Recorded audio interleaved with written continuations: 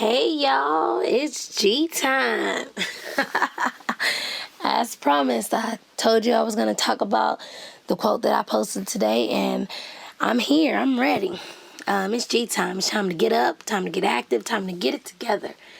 Growth takes work, and action is required every day if you want to grow. So, you know why I'm here. I'm here to help you grow, help you elevate, and help you excel. My plan is to just give advice, encourage change, and empower you towards success.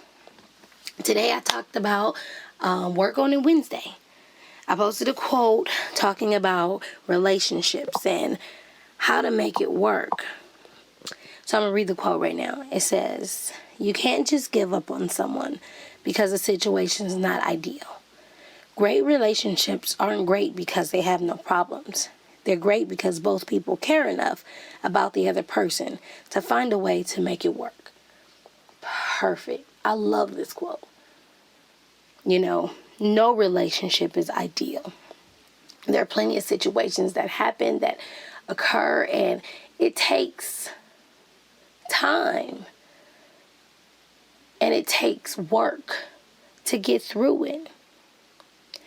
You know, that really speaks to me. I've been with my husband for 18 years now, married 14 years, and every situation that we've been through hasn't been ideal. But when you love someone, you take the time to put in the work to make it work. And that's what I've found over the time of being together. Relationships can be a touchy subject because we all experience things differently. So the first advice I'm going to give just straight up off top is what works in my household may not work in your household, okay? I got that from the first lady of my church in LA, Sister Roz.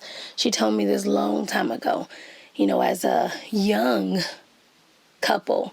I was married at 20 years old, and there were just times where it seemed like we were fighting more than we were experiencing the joy of marriage. And as I looked at this person's marriage and that person's marriage and tried to, imitate or create what I saw, it seemed like it was more difficult.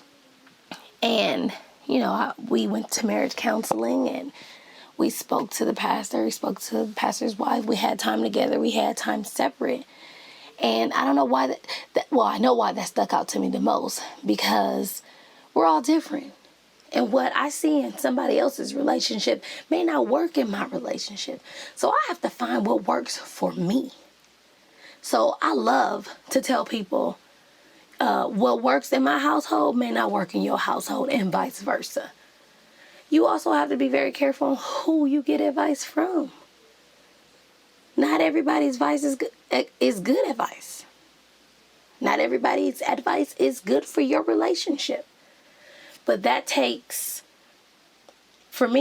wisdom, and it takes growth to know who you can allow in and who you just have to take with a grain of salt. Because people going to give you their advice whether you want it or not. Sometimes, some people just can't help it.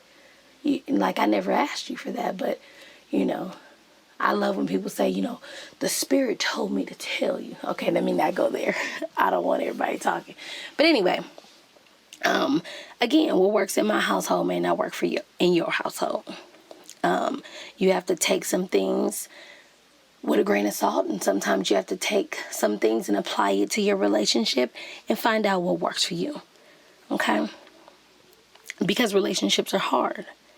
While marriage, to me, is the best thing that has ever happened in my life, it's also one of the hardest things that I've ever had to do.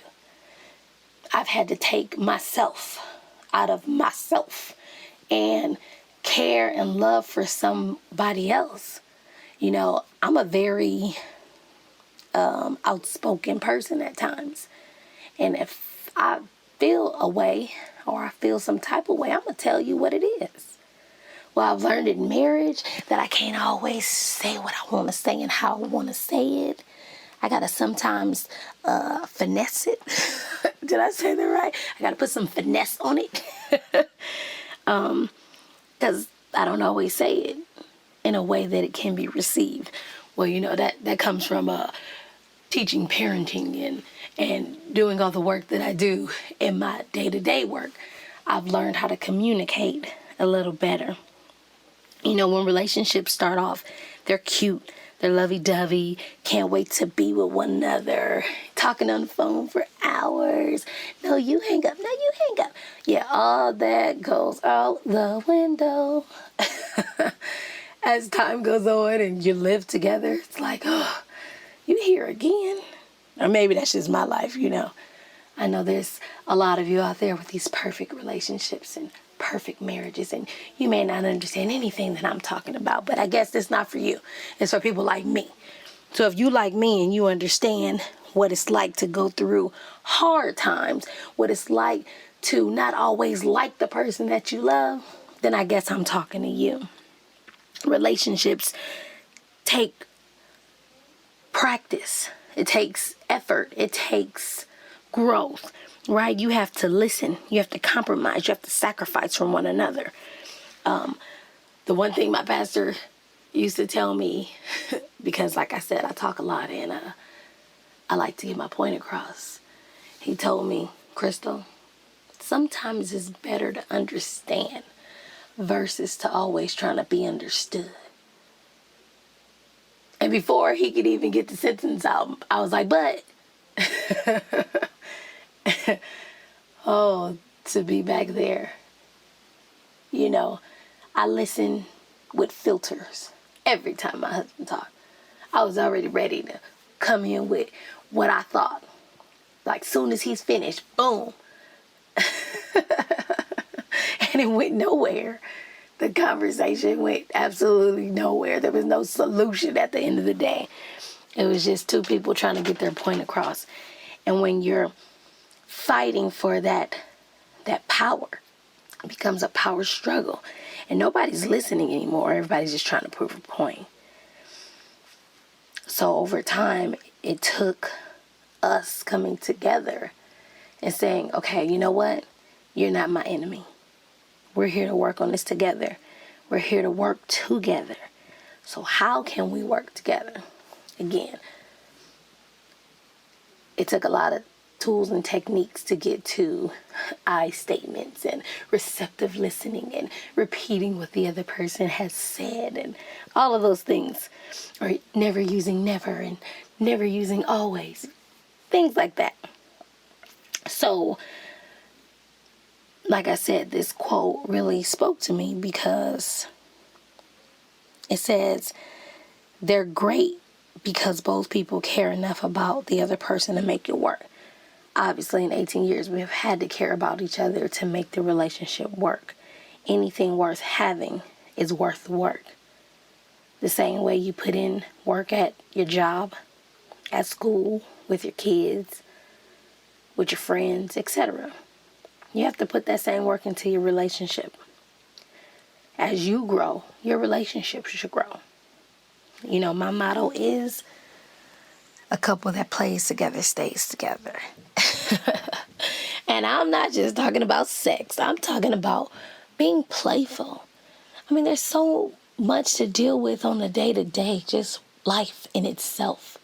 But are you taking time to nurture your relationship? Are you taking time to spend one-on-one time together and talk about, the future? To still talk about your dreams and aspirations, all those things that you used to talk about before you got real deep and heavy into the relationship. Relationships are tough. Relationships don't just continue to grow on their own. It takes both people willing to work on the relationship in order for the relationship to continue to grow over time. I don't know if you've ever been stuck in a rut. I know I have. Where I just found myself stuck. Like, I love you. I know you love me. I don't know if I really like you right now, but I love you. And, when we went for help Like, okay, what can we do? What are we doing wrong? We used to attend this marriage ministry, and it was great. You know, we did I can't remember the topic or the title of the book, but it was a series for married couples, and it was great because every month there was a new topic, and every month my husband and I were in charge of the challenge, and it was great, you know, because we were working together, and as you work together in something that you're passionate about and something that you love, you know, it tends to bring you closer together. So, my challenge for the group was to do 7 days of intimacy.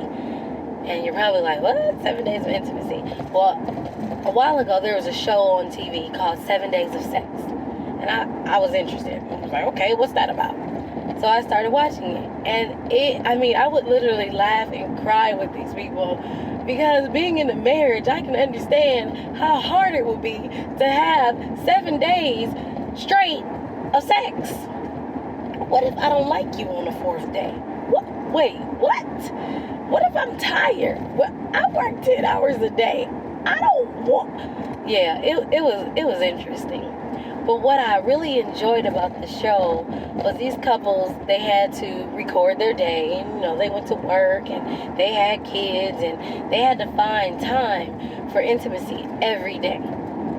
So whether they had, you know, dinner together that night and talked, their daily lives still went on, and they had to record after they had sex.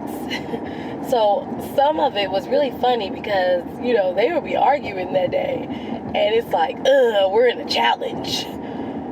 We got to do this. And I can just only imagine, you know, after being married for 14 and a half years, like, come on, because you know we got this challenge going on. Ain't nobody got time for this, so let's just go ahead and do this. I could just see it happening.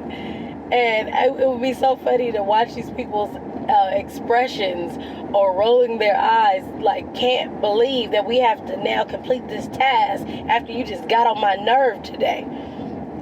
I totally commend each and every couple who followed through with their 7-day challenge. You know, my husband and I, we tried a couple of times doing this 7-day challenge. It's always when you're not trying to challenge it, you know, you're able to complete it. But it took work. It took effort. And for 7 days, you had to be connected to one another. Not just in the sense of taking care of your daily lives. Not just in the sense of taking care of the children and working and making sure the house is in order and making sure the bills are paid and that everything is together. But you had to take time out of the day for one another. And, I mean, for all of y'all in perfect relationships, you're like, oh my God, we do that already.